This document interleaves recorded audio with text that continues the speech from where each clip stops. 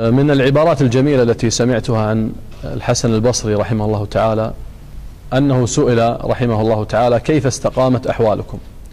يعني ما هي الأمور التي جعلت أحوالكم مستقيمة؟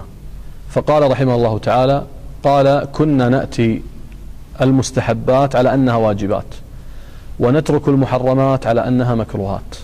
عبارة مختصرة لكنها حوت معاني جميلة.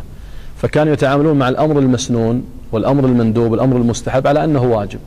طبعا هو في أصل الشرع ليس واجبا، لكن الذي يتعامل مع هذا المستحب كأنه واجب متى ما فرط فيه أو قصر في أدائه فإنه سيحاسب عليه، ومتى أيضا ما وقع في المكروه كأنه حرام لأجل أن يجتنبه لا شك أن مثل هذا الإنسان ستكون النتيجة هي استقامة الحال.